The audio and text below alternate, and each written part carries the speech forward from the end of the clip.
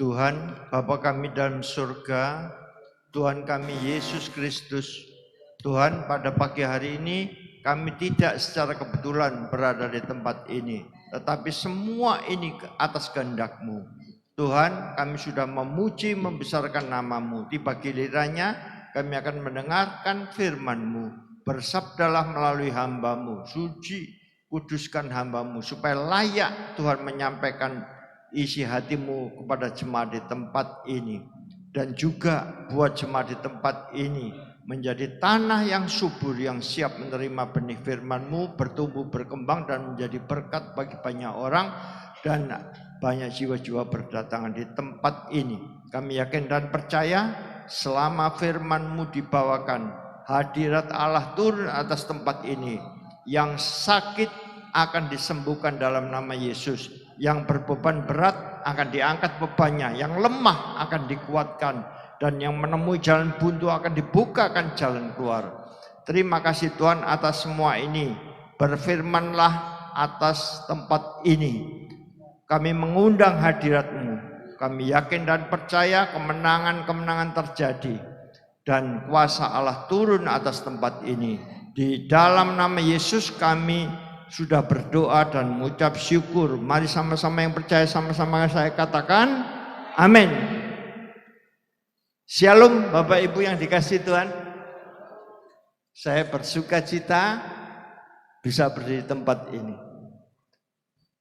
Terlebih dulu saya ucapkan selamat Gong Sifat Cai ya bagi yang merayakan. Tapi baiklah, kami semua akan menerima berkat-berkat Tuhan di tempat ini. Sebab saya merasakan Bapak Ibu di tempat ini adalah berada di tempat yang sangat tepat. Di tempat ini ada Yesus, ada Roh Allah, yaitu Roh Kudus yang menyertai setiap kita umat percaya. Saya hari ini akan bawakan firman Tuhan dengan judul Rahasia Keselamatan Kekal. Ya. Mengapa dikatakan rahasia? Karena ada banyak orang dunia tidak mengerti. Keselamatan itu mereka cuma berusaha berbuat baik, mengumpulkan pahala, amal, ya. Itu seolah-olah keselamatan itu tergantung kepada dirinya sendiri, tergantung kepada manusia. Tetapi di kekristenan, keselamatan itu adalah kasih karunia dari Allah. Sehingga keselamatan itu kokoh, tidak rapuh, dan berlaku kekal. Oleh karena itu, pagi hari ini kita akan melihat atau mempelajari apa sih rahasia keselamatan di dalam kekristenan itu. Kita nanti akan baca ayatnya di Ibrani 9 ayat 14. Mengapa saya pilih ayat ini? Karena di dalam satu ayat ini sudah mencakup dasar-dasar iman Kristen. Sehingga Bapak Ibu itu tidak mudah lagi tergoyahkan oleh polemikus di luar sana. Ya, ada yang mengejek, menghujat, menyerang tentang kekristenan. Tetapi ketika Bapak Ibu dan saya nanti mau memberikan sejenak waktu dan menangkapnya dengan sungguh-sungguh, dengan seksama, walaupun tidak dengan tempo yang sesingkat-singkatnya. Bapak Ibu yang tahu ini nasionalismenya tinggi. Saya yakin ya, Bapak Ibu juga memiliki nasionalisme kerajaan Allah. Sehingga Bapak Ibu pasti akan diselamatkan dan tidak tergoyahkan lagi. Sekalipun banyak orang-orang yang mengejek dan mengombang-ambingkan tentang iman kekristenan itu. Baiklah, kita mau baca dulu ayatnya. Ibrani 9 ayat 14 ya. Begitu lebihnya darah Kristus oleh Roh yang kekal telah mempersembahkan dirinya sendiri kepada Allah sebagai persembahan yang tidak bercacat. Untuk apa Bapak Ibu? Untuk menyucikan hati nurani kita. Supaya apa? Tujuan terakhirnya supaya kita dapat beribadah kepada Allah yang hidup. Itu tujuan terakhir. Sehingga kita tahu keselamatan kita itu pasti. Hati nurani kita ini perlu disucikan supaya saudara dan saya tidak lagi merasa tertuduh. Dosa saya ini berat misalkan atau merah seperti kirmisi. Tapi pastikan darah Yesus bisa melebihi segalanya. Bisa mengatasi dosa yang sebesar apapun. Dapat disucikan. Kesalahan-kesalahan kita pun juga akan diampuni. Sehingga hati nurani kita bersih dan kita siap beribadah kepada Allah yang hidup itu. Bapak Ibu, dari pembacaan ayat ini, kalau kita kaitkan dengan apa sih rahasia keselamatan kekal itu yang terkait dari ayat ini, kita menemukan 3 hal, yaitu dasar-dasar iman kekristenan ada di ayat ini. Yang pertama, Bapak, Ibu dan saya perlu mengenal, memahami apa itu Allah Tritunggal. Ya. Yang kedua, nanti Bapak, Ibu dan saya perlu memahami apa itu inkarnasi Allah. Dan yang ketiga, Bapak, Ibu dan saya perlu memahami salib Kristus. Banyak orang sudah tahu salib, tapi belum memahami secara rahasianya sampai ke dalam. Sehingga Bapak, Ibu dan saya kalau diserang polemikus dari luar, seolah-olah Yesusnya mati, kalah dan lain sebagainya. Tapi mari hari ini kita mau mempelajari. Tapi saya tidak akan sampaikan seperti kayak di akademi gitu ya, yang menyebabkan kebosanan terus sulit dimengerti. Tapi saya akan sampaikan dengan bahasa yang praktis sehingga tidak membuat Bapak Ibu dan lainnya jenuh. Tapi kita boleh menangkapnya dan memahami menjadi pertumbuhan iman kita. Sehingga kita tidak lagi menjadi anak-anak yang mudah diombang-ambingkan oleh ilah zaman. Baiklah Bapak Ibu, kita masuk di dalam Allah Tritunggal. Katakan Tritunggal. Ya. Allah kita itu adalah Allah yang esa. Kita tetap pakai Ulangan 6 ayat 4 itu. Di situ dikatakan, katakanlah kepada bangsa Israel, ya, bahwa Tuhan itu Allah kita, Tuhan itu esa, ya. Tapi Tuhan yang esa ini terdiri dari 3 pribadi. Tapi hakikatnya pun tetap satu, yaitu Allah. Allah yang satu ini terdiri dari 3 pribadi. Bedakan dengan manusia. Manusia ini satu pribadi, tapi 3 unsur, tubuh, jiwa, dan roh. Tapi Allah itu pribadinya 3. Pribadi pertama biasanya Bapa. Pribadi kedua bisa Yesus, atau dikatakan firman, atau anak Allah, atau anak manusia. Itu pribadi kedua.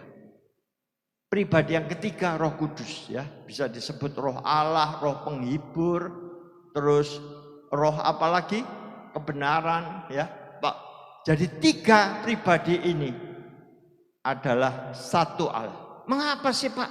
Kok ruwet-ruwet kita harus mengenal itu? Ini dasar kekristenan Bapak Ibu. Nanti Bapak Ibu akan mengerti. Kalau 3 pribadi ini punya keistimewaan. Jadi tidak, keselamatan itu bukan suatu sandiwara intern saja. Tapi nyata dan kuat karena ini dikerjakan oleh Allah sendiri. Dan hasilnya itu pasti kokoh dan kekal. Karena yang membuat, yang berkarya atas keselamatan ini adalah Allah. Allah yang terdiri dari 3 pribadi ini Bapak Ibu, itu masing-masing ya, pribadi pertama, kedua, dan ketiga, itu mempunyai derajat kealahan, kodrat sama. Tidak ada yang satu lebih tinggi, yang satu lebih rendah.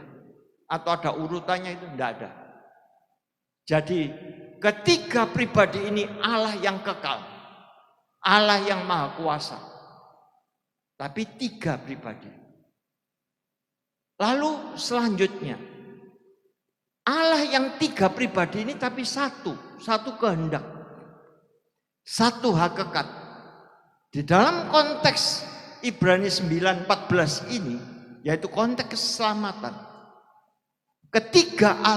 ketiga pribadi Allah ini menuju atau menghasilkan karya yang besar, yaitu karya keselamatan.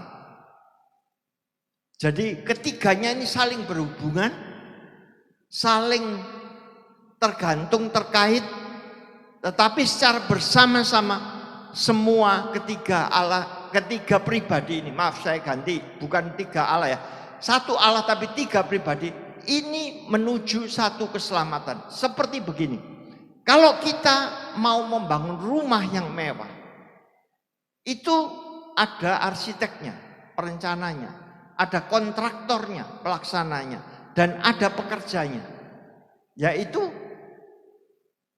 seperti Allah Tritunggal ini. Semuanya menuju untuk terbangunnya rumah mewah ini, ya. Tukangnya pun juga nggarapnya seperti besteknya.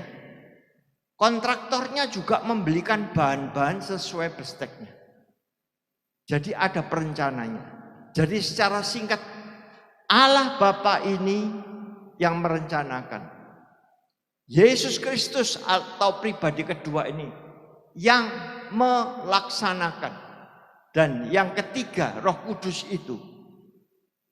Roh Kudus menerapkan keselamatan ini pada kehidupan saudara dan saya.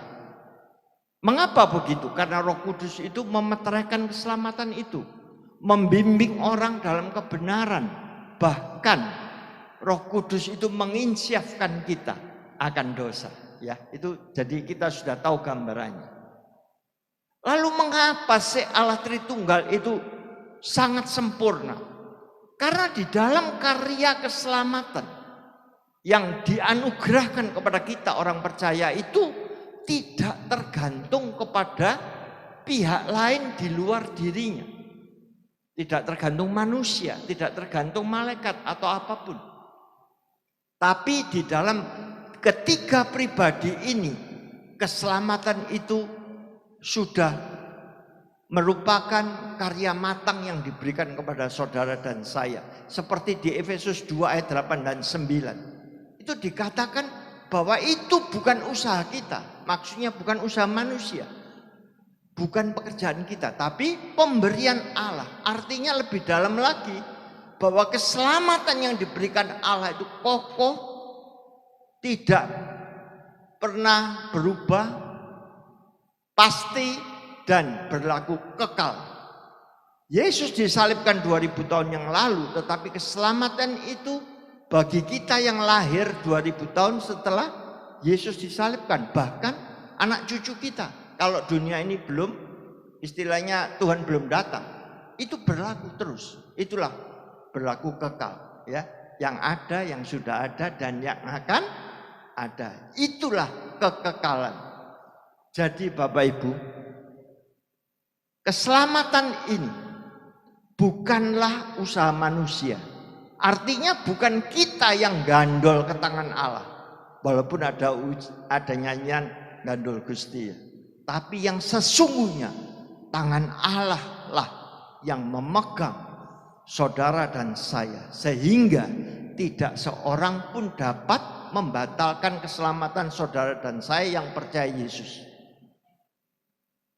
Jadi Bapak Ibu dan saya ini pasti diselamatkan. Tapi kalau kita jatuh dalam dosa, harus segera kembali bertobat. Jangan berkubang di dalam dosa itu. Ya, Bapak Ibu, sedalam apapun kita jatuh, Tapi kalau Bapak Ibu mau segera kembali bertobat, Tuhan membuka jalan. Seperti anak yang terhilang, ayahnya menyongsong kembalinya anak tersebut. Bapak Ibu, kita sekarang akan masuk di poin yang kedua. Poin yang kedua tadi apa Bapak Ibu? Inkarnasi Yesus. Katakan inkarnasi. Ya, apa sih inkarnasi itu? Inkarnasi itu ya, firman Allah atau Yesus itu turun ke bumi untuk menjadi manusia. Yohanes 1 ayat 14. Firman itu telah menjadi manusia, diam di antara kita, dan kita melihat kemuliaannya, yaitu kemuliaan sebagai anak tunggal Bapa yang penuh kasih karunia dan kebenaran. Jadi Bapak Ibu, Yesus itu ya Allah, tapi dia mau merendahkan diri dari surga yang suci, kudus, mulia, turun ke bumi yang maaf penuh kenajisan, dosa. Tapi Yesus mau, ini suatu yang sangat amat berat. Tapi dia mau merendahkan dirinya, masuk di dalam peradaban kita, masuk di dalam sejarah manusia. Ini bukan dongeng omong kosong, tapi nyata. Dia mau merendahkan diri, mau dihina, mau dihianati, bahkan dia mau bersedia, maksudnya ditolak. Jadi Bapak Ibu, Yesus atau imam besar yang kita punya ini bukan saja turut merasakan kelemahan-kelemahan saudara. Jadi apapun yang saudara rasakan, saudara ditolak, dihianati, dihina, Yesus juga merasakan. Oleh karena itu jangan khawatir, jangan merasa tertuduh, tapi Tuhan pun sudah mengalami, dan dia akan dapat merasakan apa yang Bapak Ibu rasakan, dan juga sekaligus memberikan jalan keluarnya, memberikan kekuatan untuk melawan hal-hal yang jelek itu, mengatasinya. Jadi Bapak Ibu, inkarnasi itu luar biasa, hal yang sangat mahal harganya. Yesus yang di atas itu mau turun, ya, begitu rendahnya. Mengapa kok bisa begitu Bapak Ibu? Karena Yesus ini akan dijadikan korban. Padahal di dalam Ibrani 9:22, di dalam Taurat Yahudi ya, segala sesuatu itu disucikan dengan darah. Tanpa penumpahan darah tidak ada pengampunan. Darah manusia, Roma 3:23, itu semuanya berdosa, tidak layak untuk jadi penebus dosa. Sapu yang kotor tidak bisa membersihkan lantai menjadi bersih, tapi malah kelepotan. Oleh karena itu darahnya harus darah yang suci. Tapi semua manusia tadi berbuat dosa. Darah binatang juga tidak bisa. Mengapa?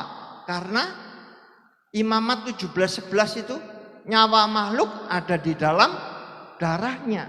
Sehingga kalau yang akan diselamatkan itu manusia, harus darah manusia juga. Manusia yang suci, yaitu Yesus yang berinkarnasi melalui kandungan Maria. Mengapa suci? Karena di dalam Lukas 1 ayat 35 dikatakan begini. Bagaimana Maria itu bertanya kepada malaikat, aku hamil, aku mengandung, aku belum bersuami. Malaikat menjawab apa? Roh Kudus turun atasmu dan kuasa Allah yang Maha Tinggi akan menaungimu, sehingga anak yang akan kau lahirkan disebut Kudus, anak Allah. Sebab bukan dikandung melalui kehendak lelaki tetapi terputus dari dosa Adam. Sehingga darah Yesus adalah darah yang suci, yang tidak bercacat, yang setara dengan darah anak domba, seleksinya maksudnya. Kemudian Bapak Ibu, kapan Yesus itu diutus? Allah itu tahu dengan kemahatauannya. Dia kan tahu kalau Yesus kapan disalibkan, waktunya tepat, genap waktunya. Dia dengan min 33 umur Yesus ya, diutus, Galatia 4 ayat 4. Setelah genap waktunya, Allah mengutus anaknya untuk lahir melalui seorang perempuan yang takut atau tunduk pada hukum Taurat. Supaya ibu tidak sembarang ibu ya.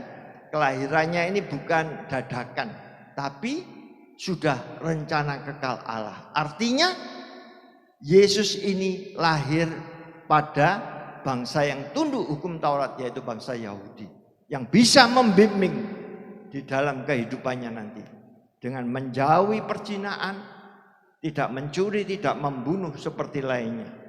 Tapi Yesus hidup kudus. Bapak Ibu, kita juga tahu mengapa sih Yesus ini kok berinkarnasi? Apa sebabnya? Kok harus berinkarnasi? Karena kalau kita melihat Yesaya 43:11, apa bunyinya? Akulah Tuhan. Tidak ada juru selamat lain selain daripadaku. Artinya juru selamat ini harus Tuhan, harus ilahi. Mengapa? Ada dua alasan paling tidak. Karena harus melawan maut. Yang kedua, mengapa kok harus Allah, harus inkarnasi daripada Allah? Karena dia harus memasuki lorong kematian untuk membebaskan orang-orang kudus yang mati sebelum Yesus disalibkan untuk dibawa ke Firdaus. Kalau orang biasa tidak bisa. Saya pernah omong-omong dengan Daud Tony ya Bapak Ibu ya. Dukun sesakti apapun tidak bisa mati terus kembali hidup. Karena lorong kematian itu seperti pentil, seperti tusen klep gitu. Jadi bisa masuk tapi tidak bisa kembali. Itu lorong kematian. Jadi kalau manusia sesakti apapun atau nabi tidak bisa Bapak Ibu. Kecuali Allah sendiri. Oleh karena itu Allah tidak ada juru selamat lain selain daripadaku. Dia berinkarnasi menjadi manusia. Jadi Yesus itu 100% Allah, 100% manusia. Dua natur. Kalau ada orang mengejek kita, alay orang Kristen itu orang Kristen itu menuhankan manusia. Bagaimana kita menuhankan manusia? Allah yang menjadi manusia dan sesungguhnya tidak menjelma jreng gitu saja. Tapi wujud pertamanya yaitu Allahnya itu tetap ada, melekat. Jadi dua natur. Kolose 2 ayat 9 mengatakan di dalam dia berada seluruh kepenuhan kealahan. Jadi Yesus sekali lagi 100% Allah, 100% manusia. Kalau ada orang menghujat, buktinya Yesus itu bisa makan, bisa minum, bisa tidur, itu kan manusia. Tapi dia juga harus melihat Yesus bisa menenangkan badai, memberi makan 5.000 orang dari 2 ekor ikan 5 ketul roti, dan juga bisa merubah air menjadi air anggur dan lain sebagainya. Kalau kita mau lihat dua sisi, kita baru mengerti bahwa Yesus itu Allah yang berinkarnasi.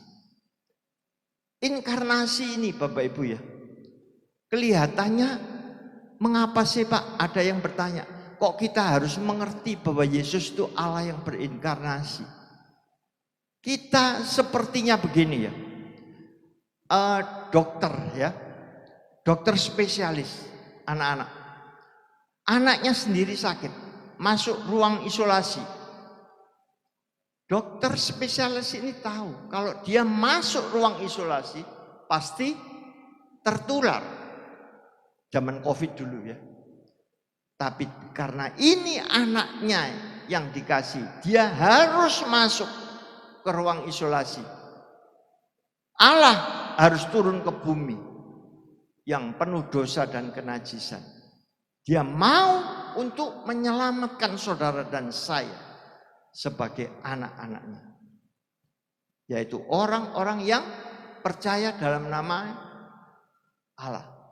Yohanes 1 ayat 12 itu ya. Barang siapa percaya dalam nama Yesus, dia diberi kuasa untuk menjadi anak-anak Allah.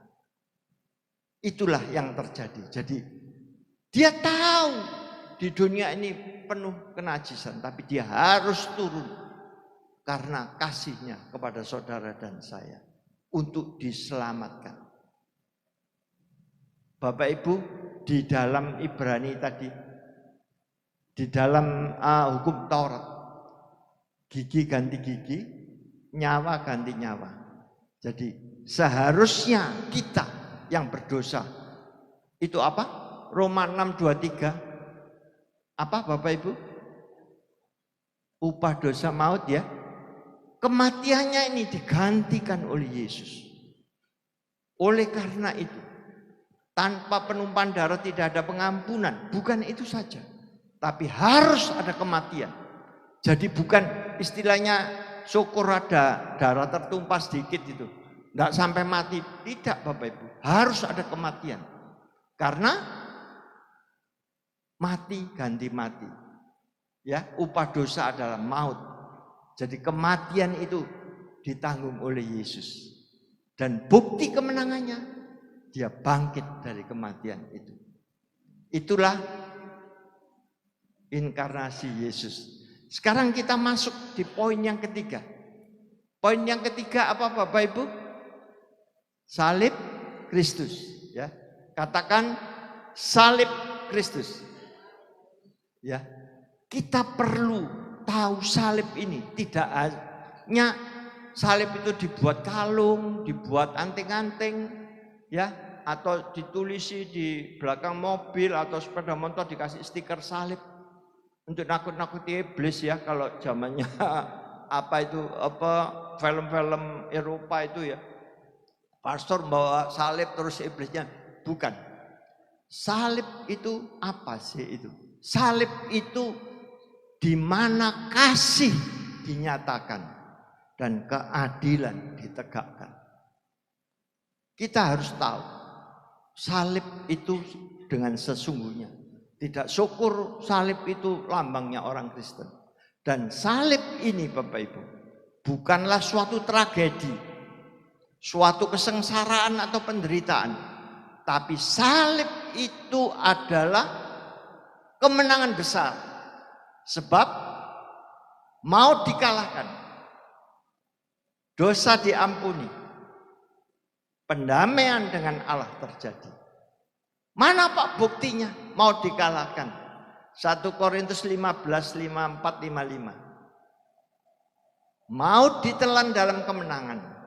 Hai maut, di mana kemenanganmu? Hai maut, di mana sengatmu? Jadi maut sudah dikalahkan Bapak.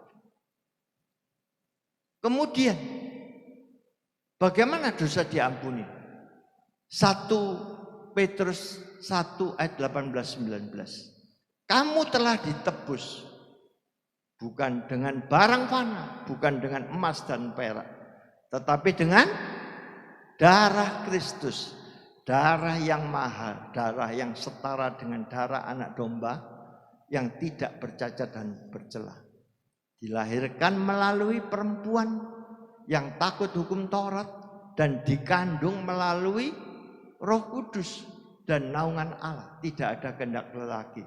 Jadi dosa Adam tidak ada di dalam Yesus. Bapak Ibu, kita sudah tahu bayangan salib itu. Sekarang pendamaiannya bagaimana Pak? Matius 27 ayat 51. Ketika Yesus disalibkan, tirai bait suci terbelah dari atas sampai ke bawah. Artinya hubungan manusia dengan Allah sudah dibuka, sudah didamaikan. Jalan menuju ibadah kepada Allah sudah terbuka.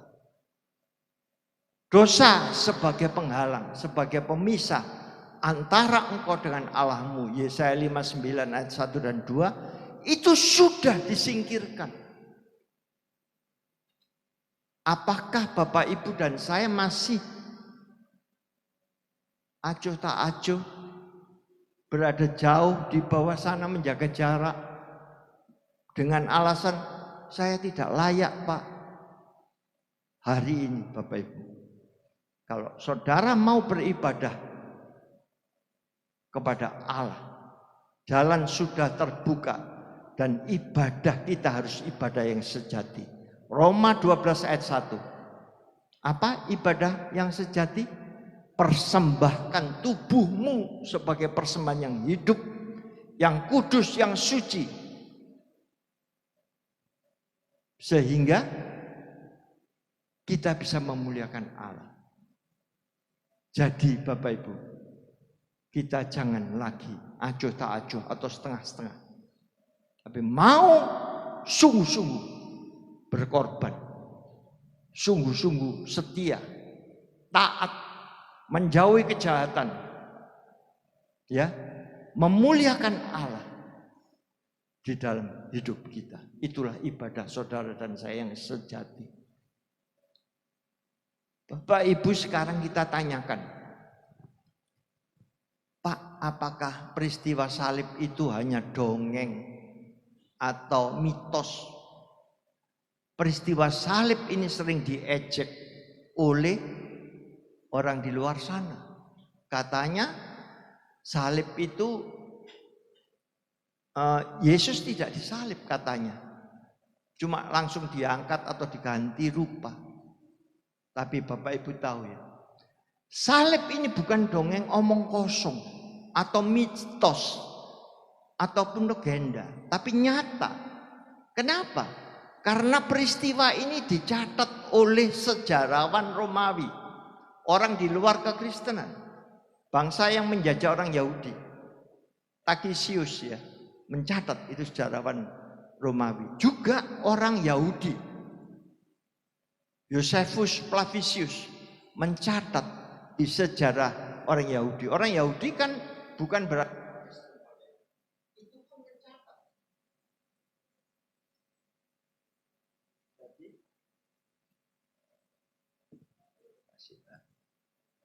Jadi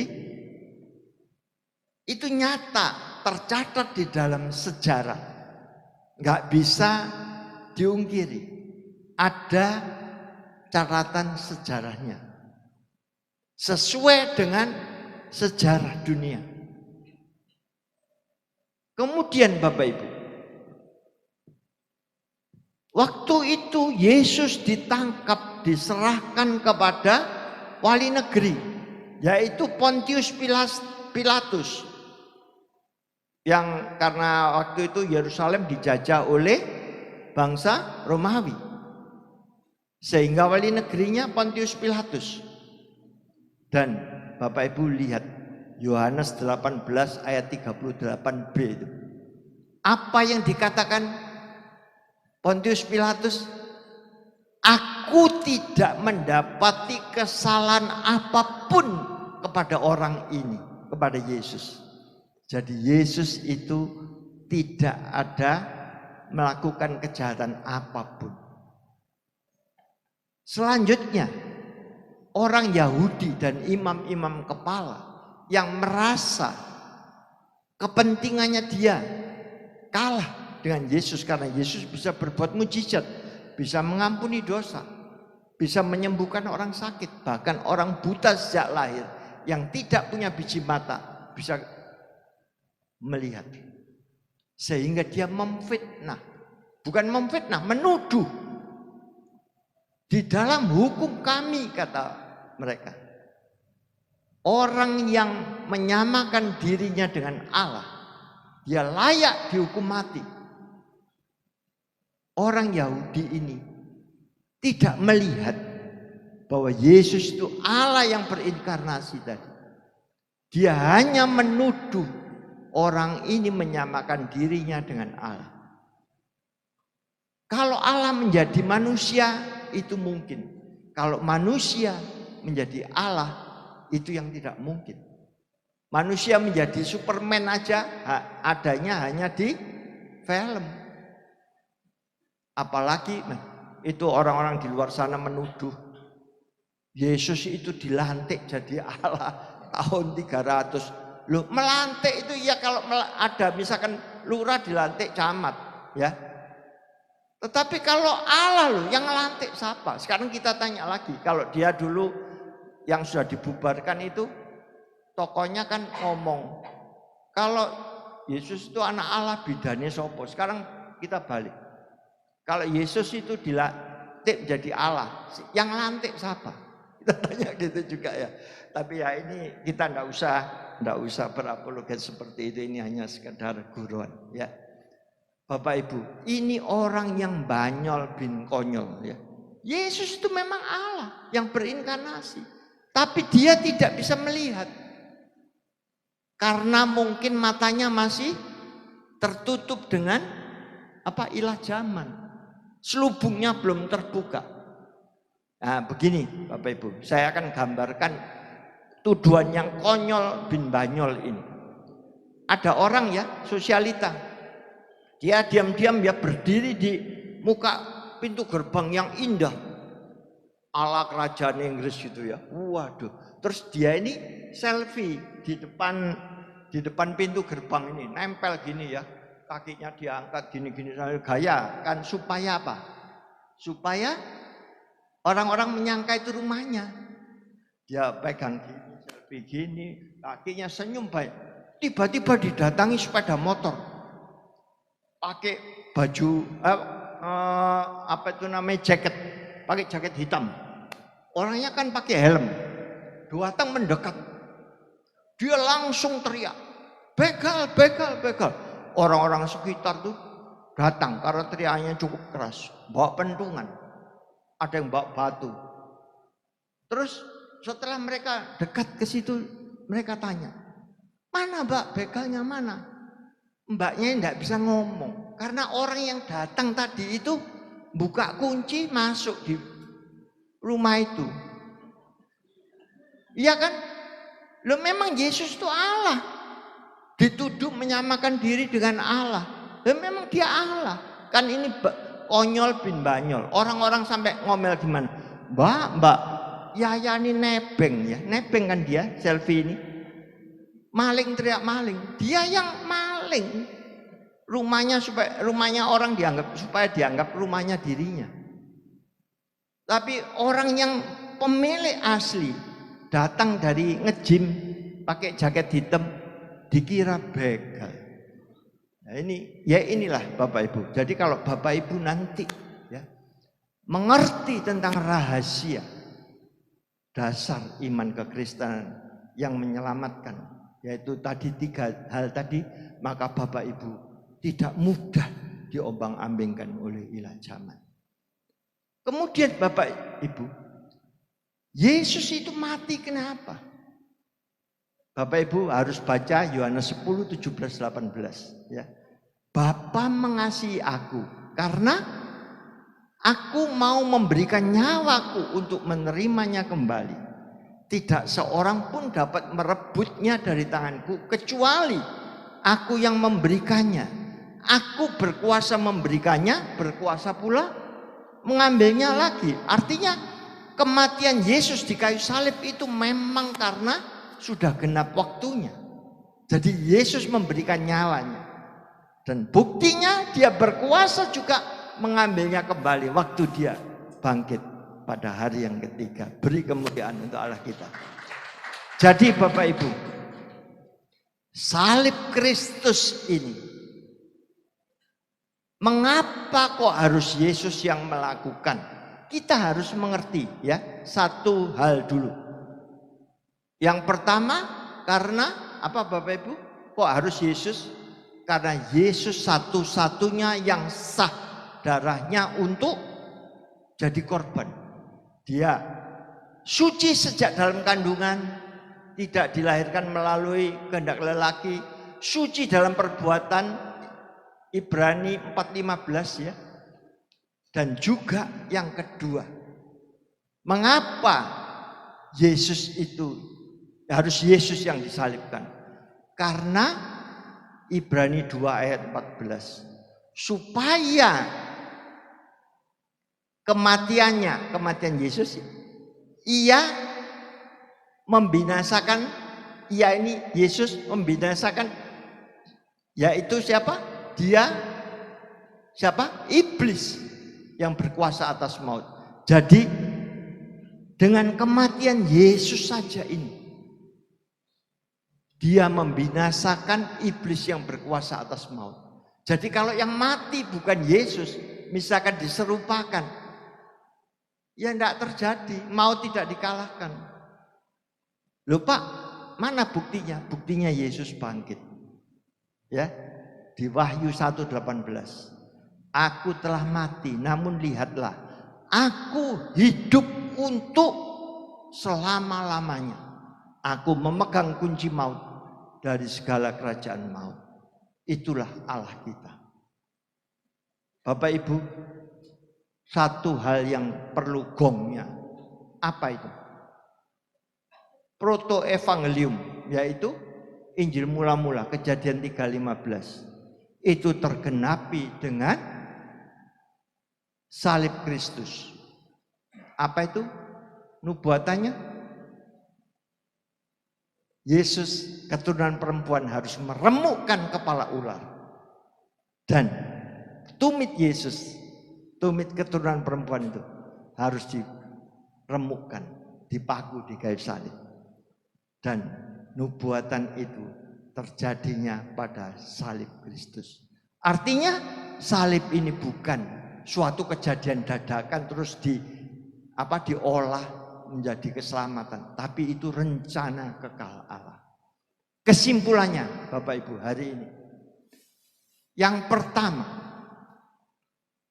Allah Tritunggal itu Allah yang sempurna, yang berkarya untuk keselamatan saudara dan saya, kita semua yang ada di tempat ini. Dan tidak memerlukan pihak lain, tidak tergantung kecuali dirinya sendiri, sehingga keselamatan itu tidak rapuh tapi kekal dan pasti. Bukan tangan kita yang gandol, tapi tangan Allah yang memegang saudara dan saya, bahkan tangan kanannya. Yang kedua kesimpulannya, inkarnasi itu bukanlah suatu hal yang remeh, tapi hal yang mahal. Karena Allah yang suci mulia harus turun ke dalam peradaban sejarah manusia, mengalami penderitaan manusia. Untuk apa Bapak Ibu? Untuk menyediakan darah yang kudus, yang suci, yang layak untuk menyelamatkan saudara dan saya. Dia sebagai korban penebus dosa itu. Dan yang ketiga, salib Kristus adalah suatu kemenangan besar yang telah membuka saudara dan saya untuk bisa datang kepada Allah yang hidup. Itulah tujuan terakhir. Setiap tahun bagi kami ya Tuhan adalah tahun yang penuh dengan anugerah. Apapun yang disematkan secara budaya kepada setiap tahun di mana kami berada, tetapi kami percaya bahwa setiap tahun adalah tahun dan waktu yang mengingatkan kami, oleh anugerah Tuhan kami sudah diselamatkan. Dan keselamatan yang kami terima adalah keselamatan yang kekal. Terima kasih. Di sepanjang ibadah Tuhan telah memberkati kami. Lewat pujian, lewat penyembahan, lewat isi hati Tuhan yang luar biasa. Kami sungguh takjub, kami sungguh menghormati, kami sungguh mengagumi Engkau Tuhan. Bapa, terima kasih. Pakai akan hamba-Mu Bapak Pendeta Dr. Paulus Gunawan. Lebih hari lebih indah, singkapkan Tuhan, iluminasikan lebih lagi, supaya kebenaran firman ini akan dibagikan kepada sebanyak mungkin manusia, sebanyak mungkin jiwa, sebanyak mungkin orang. Memberkati bisnis usaha pekerjaan beliau, memberkati istri, anak-anak, cucu, menantu, semuanya. Tuhan membukakan jalan, menyatakan yang terbaik. Kerinduan pergumulan beliau Tuhan mendengarnya. Bapak, terima kasih sebelum kami meninggalkan gereja ini. Untuk sementara waktu kami percaya Tuhan telah memberkati kami. Saudara-saudara kami yang tidak hadir, yang karena satu dan lain hal, dimanapun beliau berada, Tuhan juga menjangkau, Tuhan juga menjamah, Tuhan memberkati, membukakan jalan dan menyatakan yang terbaik. Bapak, terima kasih. Tuhan sudah memberikan kesembuhan, Tuhan memberikan jalan keluar, Tuhan memberikan kelepasan dan pertolongan bagi kami. Kami boleh melihat saat-saat dan hari-hari yang baik. Kami boleh mensyukuri keberadaan kami semuanya. Lanjutkan karya-Mu atas bangsa dan negara kami. Lanjutkan karya-Mu atas gereja kami. Lanjutkan karya-Mu atas keluarga-keluarga, atas kehidupan kami, pribadi lepas pribadi. Bapa di sorga, terima kasih. Indonesia, Bapak Presiden dan wakilnya, semua jajaran menteri, gubernur, wali kota, camat, lurah, sampai tingkat pemerintahan yang paling kecil, paling rendah kami bawa kepada Tuhan.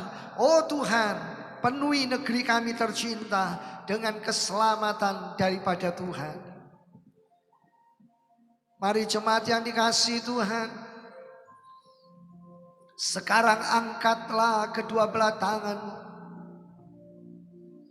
dan mari arahkan pandanganmu kepada sorga, kepada Tuhan Yesus Kristus. Terimalah sekarang jemaat yang dikasihi Tuhan berkat dari Allah Bapa, cinta kasih kemurahan Tuhan Yesus Kristus Sang Putra, persekutuan di dalam Allah Roh Kudus, sekarang bahkan sampai selama-lamanya. Pulanglah, terimalah dan bawalah berkat-Nya. Tuhan Yesus memberkati. Terpujilah Tuhan. Dalam nama Tuhan Yesus kami sudah berdoa dan mengucap syukur. Amin.